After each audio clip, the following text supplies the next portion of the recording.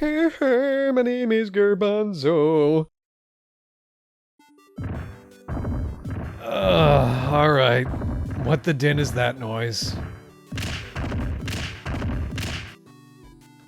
Pardon me, muscular monochrome fellow. What are you doing in my home? Don't worry, Andy. This is Garbanzo. He was invited, which is to say we received a free code for the game Garbanzo Quest. Okay. I have a lot of questions. Would you mind helping me here, Andy? Sure. Be gentle. Welcome to Freedom Land! Home to many creatures like this carrot, this cube, this rabbit, and heroes like Pinto, Frankie, Ghosty, and of course, Garbanzo. He and the other inhabitants of the world lived in some form of harmony, until the winter happened, and it didn't stop happening. So every member of Freedom Land signed a strange contract with Billy Bones and his company Abracadaver to do something. Unfortunately, he began deeming members of Freedom Land unfit to live in it, boxing them up, and throwing them out to brave the forever winter on their own. Luckily, you are Garbanzo, or Pinto, or Frankie, and you have the skills to bring peace back to Freedom Land. It seems like Freedom Land is already at peace. The legally binding contract deemed it so. And you're just gonna commit some fraud and breach that contract? That seems wildly inappropriate. Hey.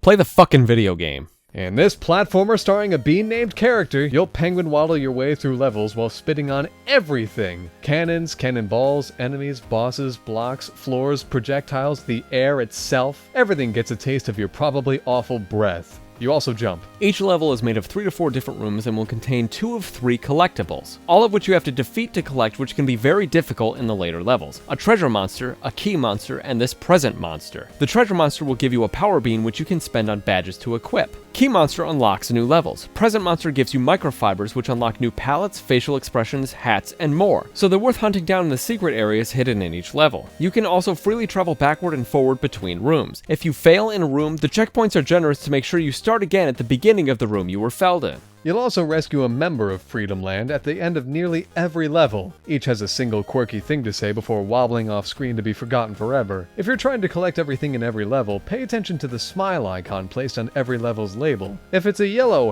Happy Man, you missed something. If it's an orange unhinged nightmare, take this harrowing sight as a sign that you got everything. Then move on to the next level. The entire game is made of different types of unhinged comedy that definitely tickles my funny bone throughout. While it desaturates every element of the game into a one-note joke that makes every other one-note joke hard to remember, I find it entertaining. Even though you'll see the crazy-ass key show up every time you finish a level with it, it'll still surprise you because of the other crazy-ass things you'll see. This does not entertain me. All of the silliness just wants to be outdone by the next element of silliness, so none of it sticks around long enough for me to recall, let alone enjoy. Don't worry, Andy. Every level starts to lose its individuality as soon as the comedy is replaced with frustration. Oh, good. Just what we love. Frustration. The first third of the game is a measure of level design that should be studied by anyone and everyone who wants to have any platforming elements in their game. The mechanics at play and the ones that combine together in some levels is a marvel of gameplay and fun. Can you think of any platformers that do what Garbanzo Quest did in these levels? Look at this! Mario could never! Now look at this. Mario would never. At least Nintendo developed Mario would never. Those with a nostalgia for Mario Maker would likely salivate at the sight of many of these levels. I feel as though that is simply because these levels are built to frustrate the player, harkening back to those times when Mario Maker and its sequel were at the height of their popularity. Swaths of compilations made of people raging at the different hellscapes people could create with once fun Mario game mechanics overtook the content creation space. Seems like a bit of a reach. There were still knitting tutorials. For some reason, everyone wants to make their own Kaizo Mario, and I don't think Garbanzo Quest is safe from that. Even after I had Andy tag along with me for the last fourth of the game, the game is co-op, by the way, which I'm not sure a casual platform player could ever do alone, I was simply left with frustration. There was no victory here, just jokes I can't remember, characters that lacked impression, a story that didn't seem to matter, and platform mechanics that will make the completionist shit their pants in rage. I don't think anyone wants their game to do that. Garbanzo Quest began as a lighthearted adventure with spitting abilities and a comedy style that would delight anyone with an attention span like mine. It eventually transforms into a nightmare that will present near impossible challenges that the casual player will simply ignore or give up on because the payoff is too little to matter. The things you spend microfibers and power beans on do seem almost entirely pointless. There's only one good palette, Rainbow,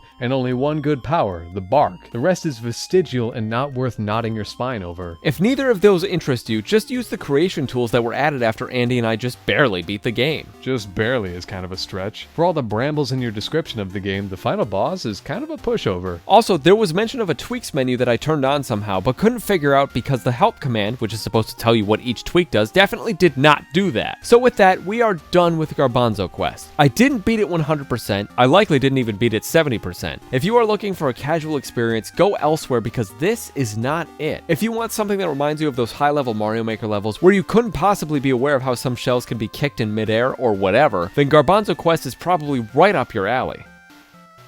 Thanks for tuning in to our review of Garbanzo Quest. We got a copy of this game for free to review because we're cool. Be sure to share this review around and check out Garbanzo Quest on Steam. Add in your own characters and make your own levels with the new tools that were just added. Alright, see you all soon. At the mall. Is your mall still open? Did you ever have a local mall? I would guess you did. Did you have an Auntie Anne's? Andy likes Auntie Anne's. If there was a mall, there was an Auntie Anne's. Andy likes Auntie Anne's. Did you say Auntie Anne's or Auntie Anne's? Andy likes Auntie Anne's. I don't really care for it, to be honest. Andy likes Auntie Anne's. Are you just saying that, or what? Andy likes Auntie Anne's. Okay, so you don't actually know whether or not I do.